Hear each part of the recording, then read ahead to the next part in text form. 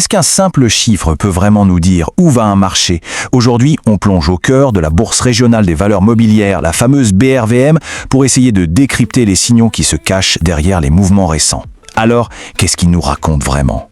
Tout commence avec un chiffre qui interpelle, un vrai mystère.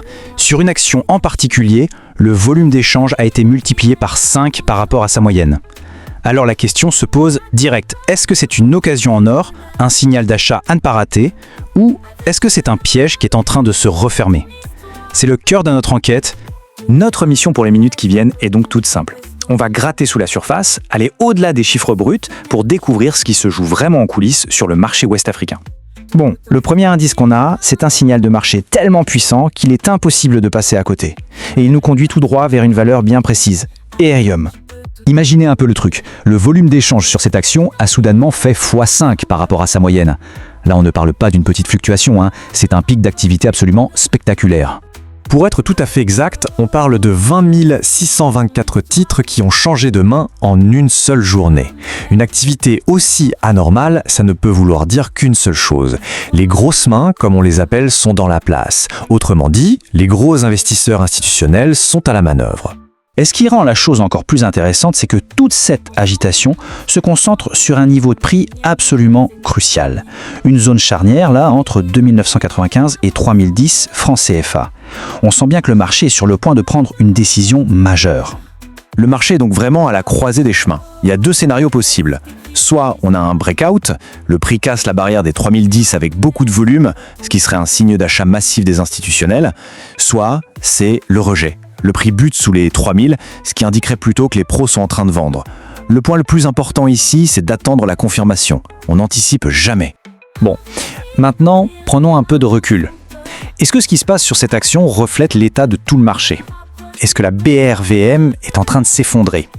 Eh bien, la réponse est un peu plus nuancée. Si on regarde la situation dans son ensemble, on voit un marché très partagé. Sur la semaine, on a eu 20 actions qui ont monté, 22 qui ont baissé et 5 qui n'ont pas bougé. Donc non, le marché n'est pas en chute libre, il est juste en équilibre. Les experts appellent ça une phase de respiration ou de consolidation après une belle période de hausse. Et ce grand écart est assez frappant. D'un côté, on a des hausses incroyables de plus de 17% et de l'autre des baisses bien senties qui dépassent les 12%.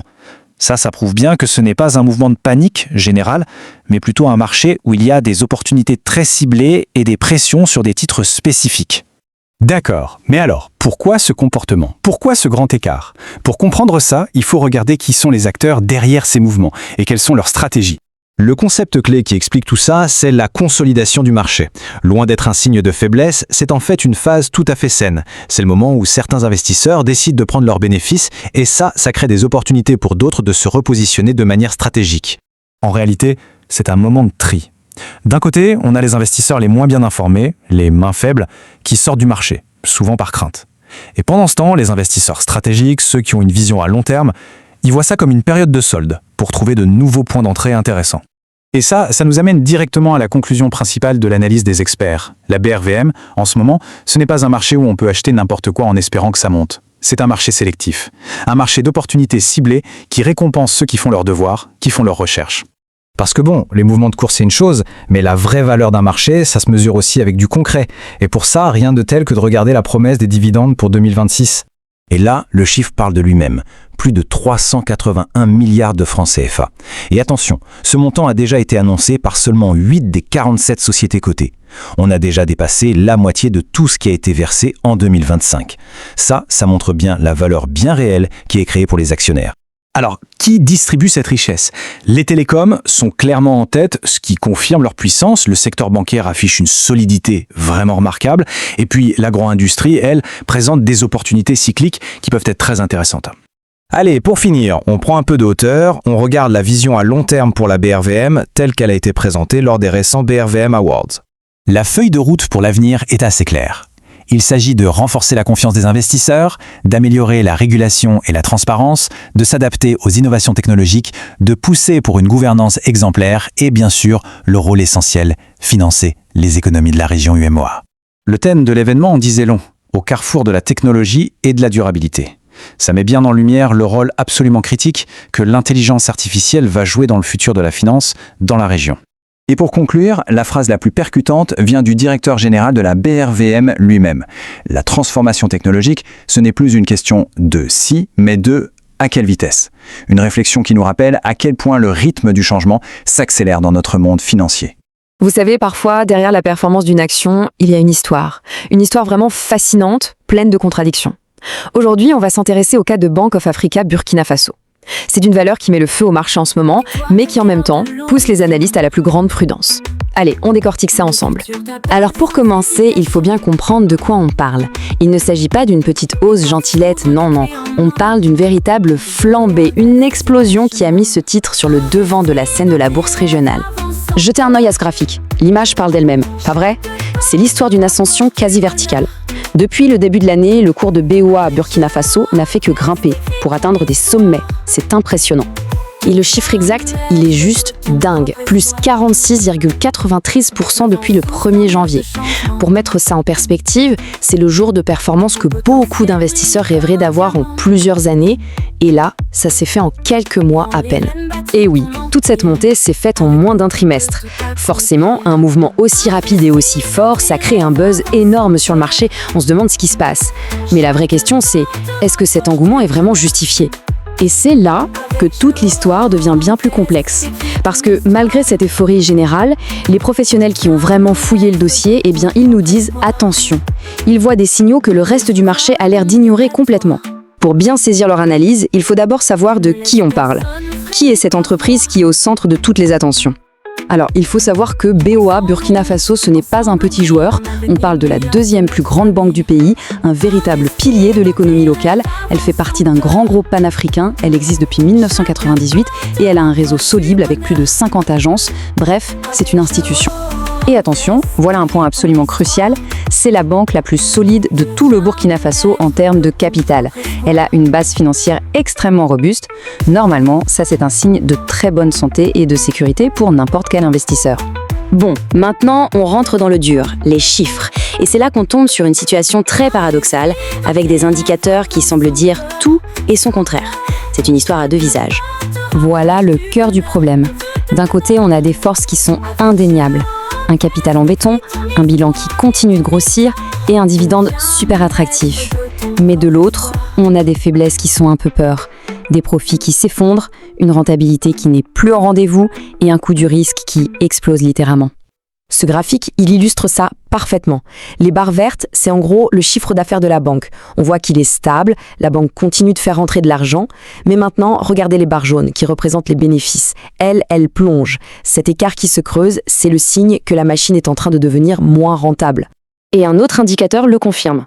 C'est la rentabilité des actifs. On voit bien qu'elle a chuté de 2,7% à seulement 1,7% en l'espace de 2 ans. Et pire encore, elle est maintenant passée sous la barre des 2%, qui est le minimum réglementaire exigé par la Banque centrale.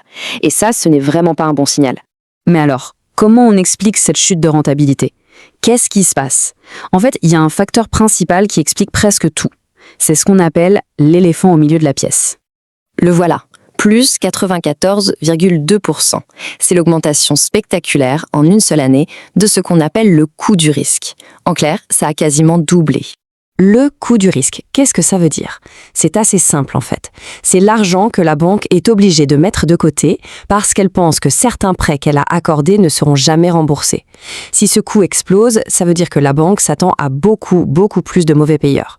Et l'analyse est très claire sur la cause de ce problème. Elle le dit noir sur blanc. Le risque majeur, c'est la dégradation de la situation sécuritaire dans le pays. Cet environnement difficile pèse sur l'économie et ça augmente forcément le risque que les gens et les entreprises ne puissent plus rembourser leurs crédits. Alors, comment l'analyste fait-il le lien entre l'enthousiasme du marché et ses fondamentaux qui se dégradent ? C'est un vrai numéro d'équilibriste. Regardez ce pic de volume tout à droite. Le jour où l'action a touché son sommet de l'année, le nombre d'actions échangées a plus que doublé par rapport à la moyenne. Ça montre une sorte de frénésie d'achat, un élan qui pousse le prix vers le haut, peut-être sans trop regarder les fondamentaux derrière. D'ailleurs, les indicateurs techniques nous envoient un signal d'alarme. Le RSI, qui mesure la vitesse et l'ampleur des mouvements de prix, est à plus de 75. En général, quand on dépasse 70, ça veut dire que le titre est en surachat. Autrement dit, le mouvement à la hausse est peut-être allé trop loin, trop vite, et le risque d'une correction à la baisse augmente. L'analyste se retrouve donc face à un vrai casse-tête. D'un côté, il a une entreprise solide, avec des atouts historiques. De l'autre, une rentabilité qui s'effondre à cause d'un risque extérieur qu'elle ne contrôle pas. Et pour couronner le tout, un marché qui s'emballe. Du coup, la conclusion est très nuancée. Ce n'est pas une recommandation de vente, parce que la banque reste solide, mais ce n'est pas non plus une recommandation d'achat au prix actuel. Le conseil, c'est de conserver les actions si on en a déjà, et pour les autres, d'attendre une baisse du cours pour éventuellement en acheter. L'objectif de cours est très révélateur. L'analyste vise une valeur entre 4800 et 5200 FCFA. Or, au moment de l'analyse, le cours était à 5510 FCFA. C'est un message assez clair. Pour les experts, le marché a peut-être un peu trop valorisé le titre à court terme. Et tout ça nous laisse avec une question de fond qui résume parfaitement le dilemme. Quand on a une entreprise de qualité qui doit naviguer dans un contexte très risqué, sur quoi faut-il baser sa décision ? Est-ce que c'est la solidité de l'entreprise qui prime ou est-ce que c'est la menace bien réelle de son environnement ? La réponse à cette question, c'est toute la clé de l'histoire de BOA Burkina Faso.